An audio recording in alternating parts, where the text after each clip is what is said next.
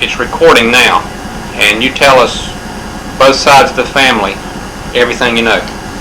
Okay, back to my great-grandparents. As far back as you can remember and everything you know. My granddaddy Long, on my mother's side, her father's name was Joseph F. Long, and he did something wrong, and he lived in Alabama when he was a young man. And a friend of his, which is Horace's great-granddaddy, his name, and this is what they told when they come, was Noe Jacobs. And they came from Alabama, and they pulled turpentine in Georgia. And they come up the river down there at Caraway, and they met sisters and married. My great-grandmother's name was Elizabeth, and Horace's great-grandmother's name was, I told Teresa yesterday, but I forgot it. Name. Kizza was her name. What? Kizza. Kazai. Kizzybell. Kizzybell was her name. They called her Kizza. Her name was Kizzybell, and they were Solmses, and they were sisters. And so my granddaddy, he was the baby one of 9 of that old man's children. And his mother died, and then he married another woman in South Carolina, and they called her Mammy M. And they went down there and had 4 or 5 children that we never knew nothing about. I have run up with some of the cousins. They have been to my house. Abraham was Ma's first cousin. His children's been in my house. One of them married a Todd in South Carolina. But anyhow, Grandpa, Daddy, come to Bethel and settled there. And Horace's great-granddaddy settled at Caraway. And my granddaddy Long married a Long. Her father's name was Lennox Long, and her mother's name was Mary Polly Sasser. And her mother's name was Mary Ann Gore. And I know your daddy spoke about the Gore's Lake down there. That's where they were from, down in there. And my great-granddaddy, Lennox Long, came from England over here. And he brought a brother with him, or a cousin. And I always thought that and went on, they said he went on to Brunswick County, and I think that's where your dad's come from. Right there. Not that I know. And Grandpa and Grandma Long got married, and they had 14 children. 14. And Horace's granddaddy married, and I don't know how many children they had. I never knew how many. But he married a Ben. Old man Daniel Jacobs married a Ben. So his great-grandmother was a Ben. Horace's grandmother was a Ben. His great-grandmother was Souls, my great-grandmother's sister. And when them old men got old, this is what they told their children. They told them that they did something wrong in Alabama, and they came here, and their names was, old man Jacob said his name was Holmes, and my great-granddaddy said his name was Whittaker. What, like Williford? Yeah, and they never changed their names. So, the Longs on that side is Williford's, and the Jacobses on my granddaddy's side is Holmes's. And then my great-granddaddy on my grandmother's side was a Beck. His name was John Beck, and his wife was McLean. And they came from down there at right down there where your daddy and mammy now lives, at Hickman's Crossroads. You know where it is? Mm-hmm. That's where my daddy was born there. It's Hickman's Crossroads. And my granddaddy Todd, I don't know where my great-granddaddy Porter come from, but he run up with my great-grandmother Betsy Benton, picking huckleberries. And she wasn't but 14 years old. He was getting to be an old man, and he married her. And they built a house right there where Krantz Watson lives now. And the old house that was tore down there was called the Porter House. He built a log house, but in later years he built a plank house. And my granddaddy Todd went down there at the beach, and he married Grandma down there. And so there's where they were living. And when Paul was born in 1876, the 26th day of January. And Ma was born in 1877, the 24th day of August. And Paul was 9 years old, and that was in 1885. They called it the shock, but it was not. It was earthquake, and it tore Charleston, South Carolina up. But it tore up the place here. It didn't tear up nothing. It just shook. It had a lot of aftershocks to it. And so my daddy's parents thought that the earth was going to sink, and it would sink at the beach before it did out here. And his daddy lived out there in Columbus County, so they moved to Columbus County to get away from him. So that's how come my daddy raised in Toddtown. And that old man, he had three boys. Old man Porter Todd did that lived. He had my granddaddy, Mac Todd, and Uncle Jess Todd, and Uncle Kelly Todd. And he had Aunt Frances Sobels, and Aunt Mary Ward. I just don't know. I don't believe there's any more girls. I think Aunt Frances and Aunt Mary was all of the girls. And my granddaddy Todd had 7 sons. And they all settled there in Toddtown. And they all raised a big family except Paul. Paul didn't have a teacher. And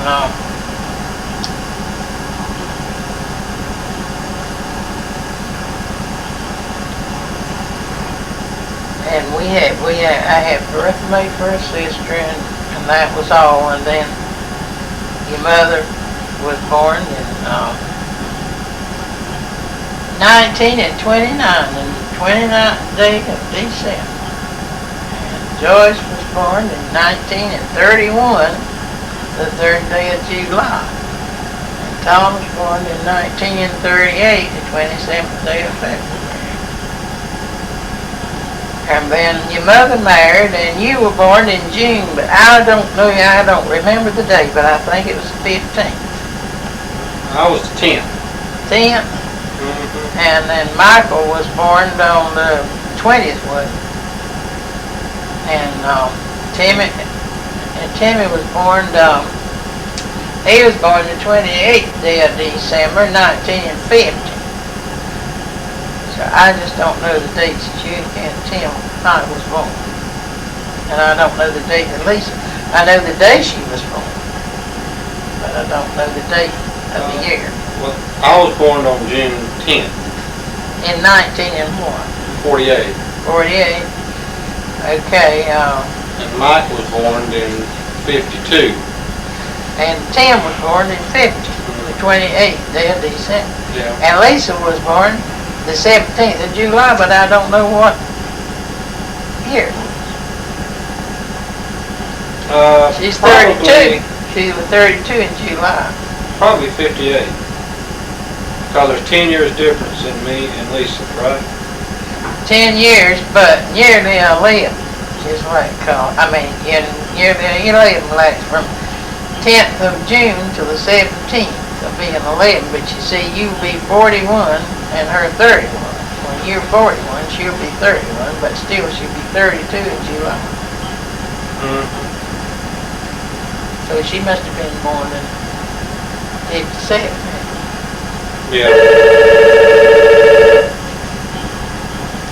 Me and your granddaddy got married the 21st day of November, 1928. That's when we got married. Now, his granddaddy Jacobs married Sarah Benton, and they had a big bunch of children. And his granddaddy on his daddy's side name was John Norris, and he married Matt Person, and I have known her name, but I forgot it. But he was a funny name, but I forgot what it was. But she was raised over there on the other side of Williams School down there. What did they call it? Where the Matt Persons lived? What is the name of it? Beaver Dam. Beaver Dam. She come from Beaver Dam.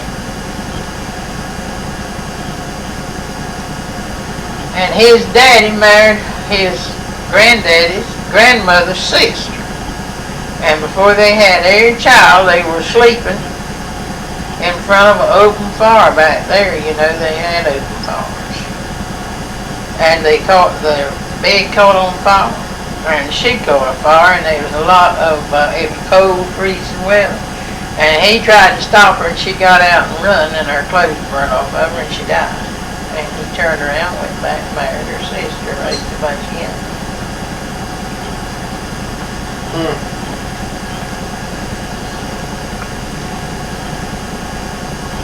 And my daddy said he went to school 6 weeks in his lifetime.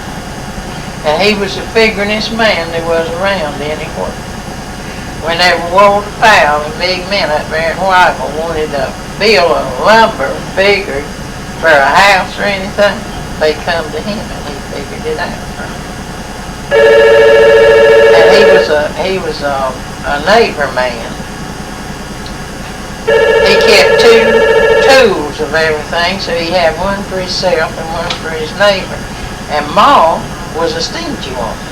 She was real stingy. She wasn't a person to give away nothing. But he'd give away. I remember one time a man moved in our neighborhood and he was in hard luck. He told Pa he didn't have no corn for his mule. He didn't have no meal. He didn't have no meat. And his family was sick. Well, Pa went and he sacked him up a bunch of corn for his mule. He went to the smokehouse and he got him some good meat, like middling meat and stuff like that. He gave him some of that. But he gave him a sack full of hog heads and jaws that was dried in the smokehouse, which we would never have eaten. And so on Sunday morning, me and Horace, we went to see how his family was. His little boy, he was real bad off, and we went over there. And that woman had cooked them hog heads and hog jaws and made sauce meat out of them, and that was the best smelling meat I ever smelled in my life. I really did want to eat some of it, but I wouldn't eat on that. I ain't never forgot that thing. And Mama said one night, Pa come in from work, he was the, I believe they called him captain. Them days, you know, the Whiteville Lumber Company had come in here and was cutting the timber out. They had a railroad that went clean through down there to Longwood. A train, you know, and Pa catch that train go to work backwards and forth. But on Saturday, well, he stayed down there most of the time. And on Saturday night, he come in. Friday night, about midnight, and it was a cold, rainy weather. And he said to Mom, he says, "You reckon Uncle Jess and Aunt Helen's got any firewood?" Mom said, "I don't know whether they have or not." He said, "Well, I know where a heart log is, but I can tote on my shoulder." So he went and got it. Carried his lantern with him. I can see him now. the way he do things like that. And he went and carried his lantern with him. He got that log, he went and put it on the lighter jar. He got his axe and he cut it up. Aunt Helen said, Uncle Jess said, who is that out there cutting wood at this time of night? She said, it's George Todd, for there's nobody else around here to do such a thing. He was wonderful to do it. A neighbor. He was a neighbor. Now you talking about a neighbor, he was a neighbor. Now, is there any questions you wanted to ask? Well,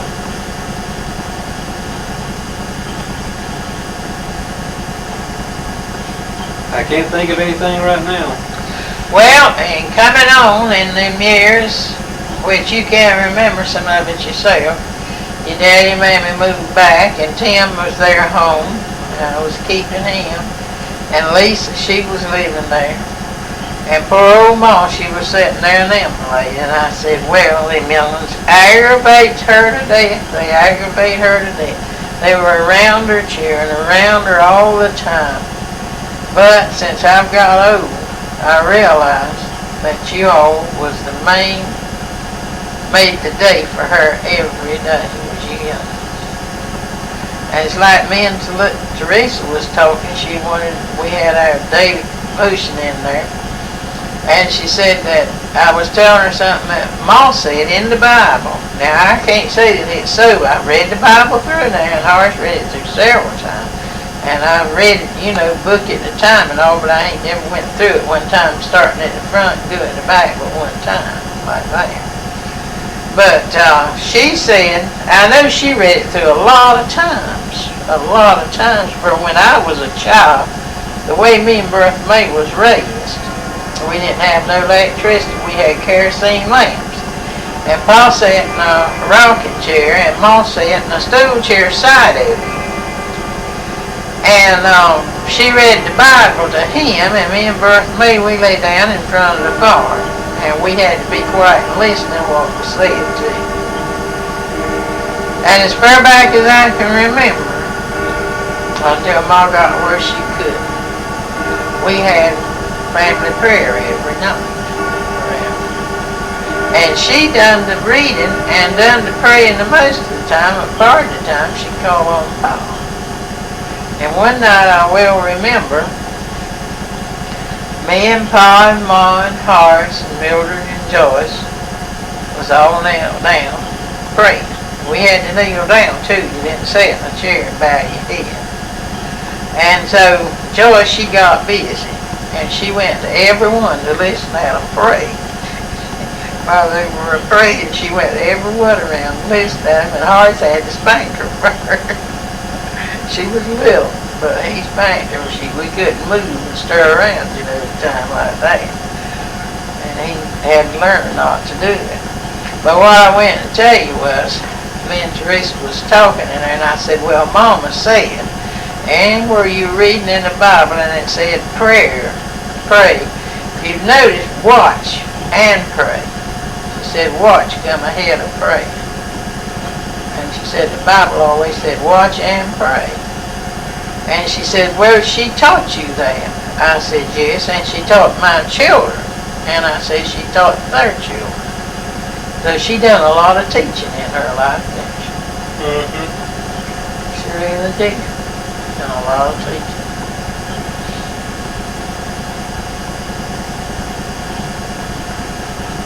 Yes, she did a lot of teaching.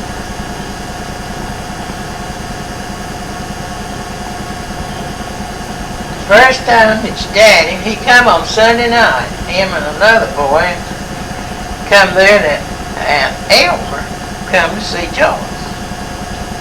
And your daddy come with him and a McPherson boy. And your daddy was with a girl, I can't tell you what, I believe she was a Creole that night. And so they left about 11 o'clock that night or 10:30. And the next evening, old Miss Silver Stanley was buried, and Horace went and carried Mom to the church. And I fixed supper. And when they got back home, the bus hadn't come. So Horace, he got out to go and hunt the bus, and it was late. When the bus drove up, your daddy and Elmer drove up too. They come back. So that was the first time that he ever dated your mother. He saw her on Sunday night. He come back Monday night to see her. And he dated her then regular until they got married. One night, Horace wouldn't let the girls go off with boys. And I believe that's the night that was. I believe that's further back. Might have been the same night. Anyhow, Wilson, and now that Wilson and McPherson boy, no, he was from me boy. Come in with Mildred and Joyce to ride with them to the show in Whiteville. And Mildred come in there and asked her daddy, could she go it, Ma? And they both said no. No, that she couldn't go off with them boys. They didn't know that much about them, and she couldn't go with them. And whenever did, Horace said, there's one way you can go, and that's for your mother to go with you. And whenever did, Mildred said, Mother, you're good. I said, Mildred, I'm not going off. I don't know them boys. She said, yes, you are going too. And so I went with them, and they carried me to Bertha Mace, and they went where they pleased. So what was the use of me going? But we were talking about Pa being such a neighbor. Horace said him and Pa used to help Horace plow way back yonder. He said him and Pa was out there, they had 2 mules, and they were plowing just as hard as they could to catch up with their plowing. And whenever did, he said a neighbor come over there and said he come up to Pa and he said, George, I need that plow today. Said never did, Pa went taking the